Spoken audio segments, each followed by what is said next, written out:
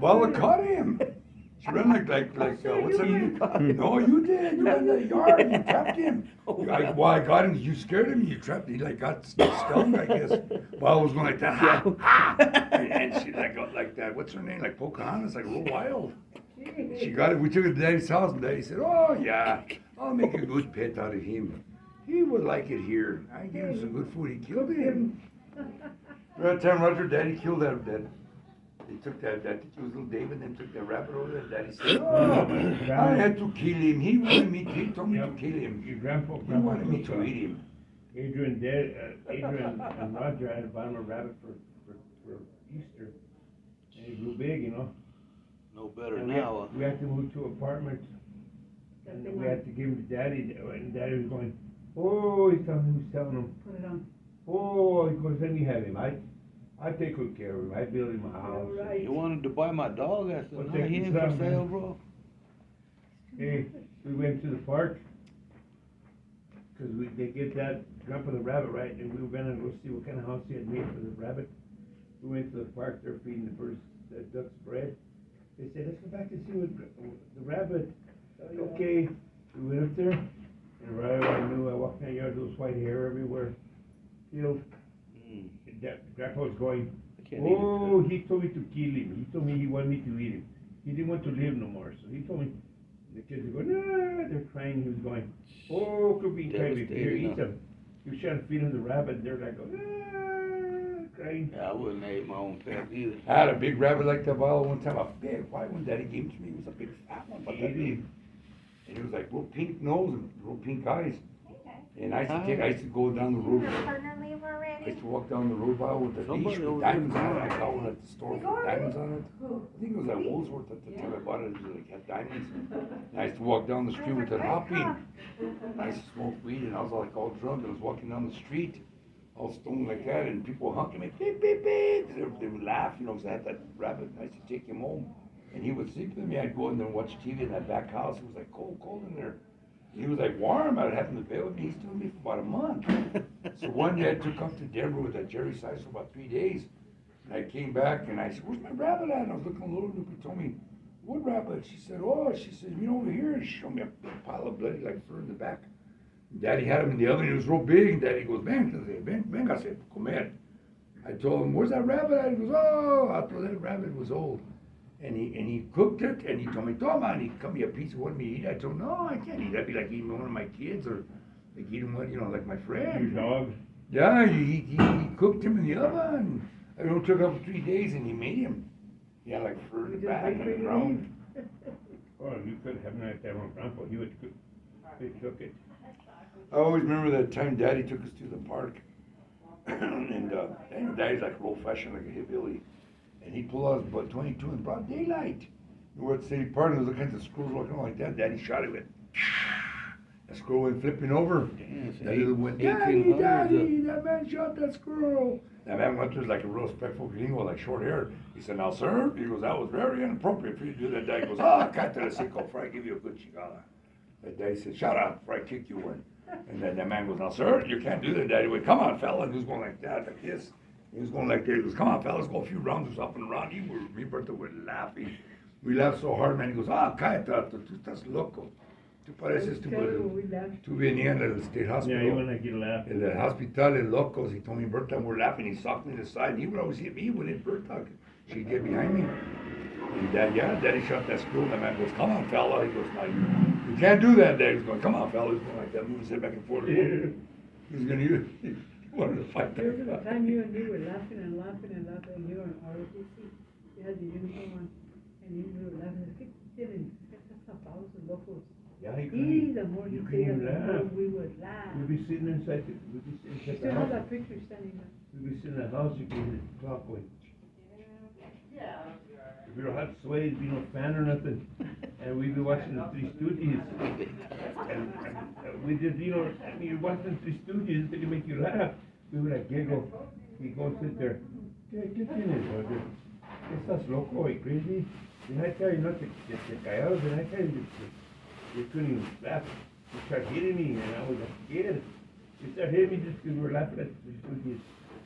Me and Roger used to go down to Mr. Martinez's house on Tuesday nights. He'd have to watch the boxing fights. And after the boxing fights was over, he started being the whole family.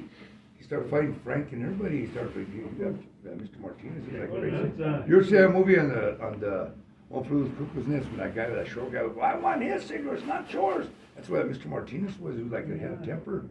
And he started beating up everybody. He wanted to beat up his wife and everything. He'd like fight. He's like real short. He'd holler around, go, Pete, Luther, Ella, real loud. He'd holler real loud. He was crazy. But he was a little bit up. But they used to box. He was nutty. When Lenny was boxing, remember? Did you ever go to the Christian? I might have. And he used to love to watch that Lenny box. He was there all the time.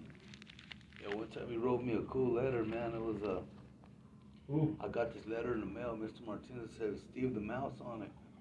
Like he was trying to say, like he's trying to get in my ear, like a mouse. And then he said, your dream is within reach. He's like, you could go clear to the Olympiads. And I'm just reading this. I'm like, I don't know if what he's really saying or not, but I'm just taking it in. He's telling me how to build my shoulder strong. He said, go play basketball, run up and down the court, dribble with both hands, get equally efficient with both hands. And he was telling me, soak your hands in Epsom salt, make them hard hitters. When you hit, drag your knuckles so you could cut. He gave me like all this advice, like 2 or 3 pages. Well, And then like when Gene came over and read it, he kept asking me. I told him, yeah, your dad told me this letter. And after like a year or two, he like read it. He like read it, folded it up all quiet, and walked out. Like he was, I don't know if he was that cool with them or not, but he was. I don't know what he mad. I don't know what he thought of it. But they was beating up Teddy. Me and Teddy were, while we were doing acid, we were high. We're walking down the hill, and Miss Martinez was standing right there, and we're laughing like insane. Oh, yeah. And And, soon some Miss Martinez would go shut it up. She goes, what's wrong with you guys? What you guys on? You guys drunk? Go inside, come on, we're gonna sleep. So she made us go downstairs, and that's what that little kind of downstairs they had. We were down there, and Sister was going, shut up, Teddy. Laughing down there. That's And I insane. couldn't think, I was laying down there, hey, when you're on that stuff, you make you laugh. Oh, I know, bro. Hey, I was laying on Teddy, on his bunk bed, and I was about the first, I couldn't take him, I go, Teddy, I'm at the, no, Roger, don't leave me here by myself. I gotta go, I told him. I don't remember the wall, we expected there was a wall. So I went up there and I fell off the wall. I fell off. And that cactus. Yeah, I fell off that wall. I fell to the bottom, I got trashed down there. And I was walking around wandering, laughing my head up. And Teddy was watching me through the window. He started laughing. The whole house came alive. Dad went down there and started beating the shit out of it. Man. And Miss Martinez was trying to stop Can't him. believe he was like that, man. He like went nuts. Well, you know, he was the kind of man he was. He was beating up Teddy. He was laughing at him in his face. That man went nuts.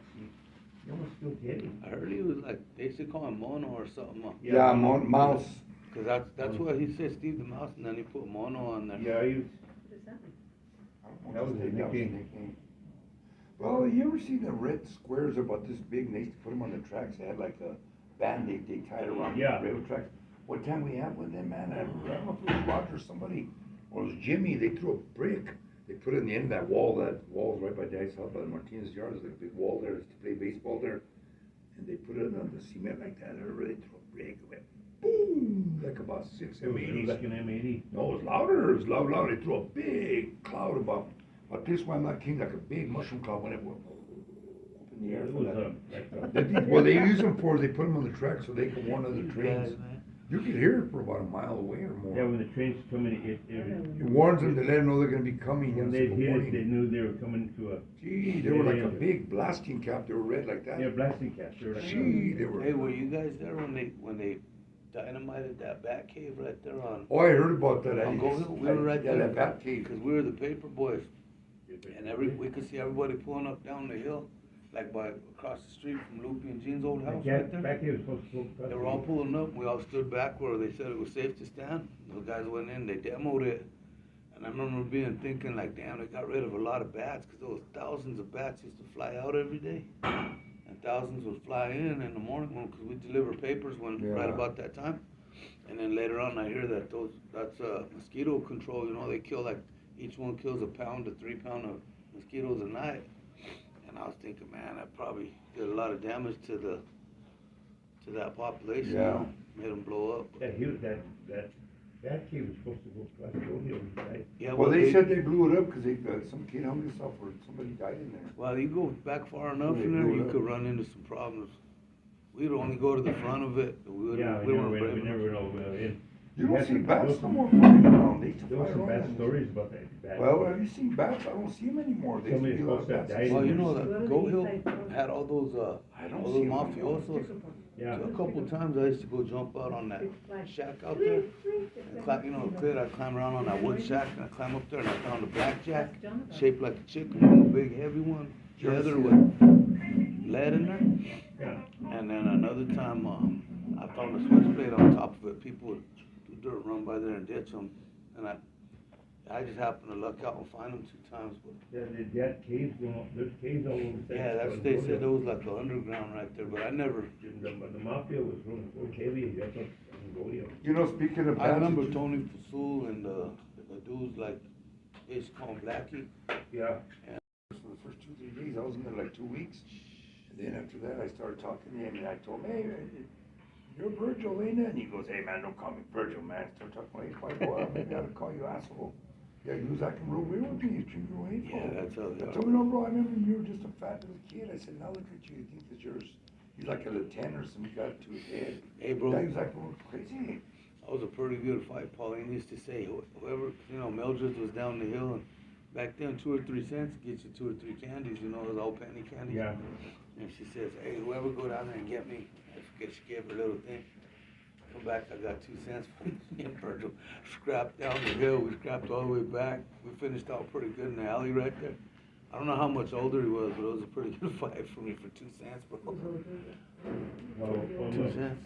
when Rocky, my friend died, well, one time I was up there on top of the hill, I just started working at the Holiday Inn, and I was walking home, and I had run into a Blackie, and he told me, hey, you wanna buy a car? I said, a car? I said, is it run? He looked at me and told me, you think I'd be the kind of guy that's sell you piece of junk? I said, well, how much you want for it? It was $35. $35? That's me, junker. I said, well, let's go see. Well, I'll go show it to you. And then we opened up that garage door, it was Rocky's Thunderbird, it was a '59 Thunder Cherry, mint condition.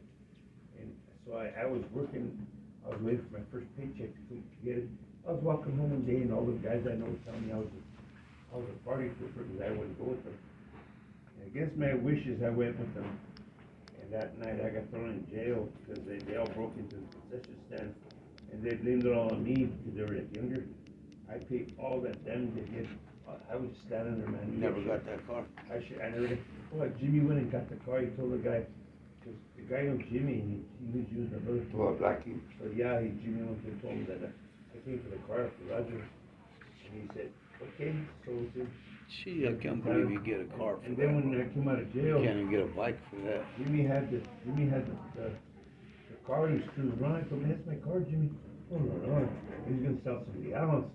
He's gonna sell it. You lucky I got it.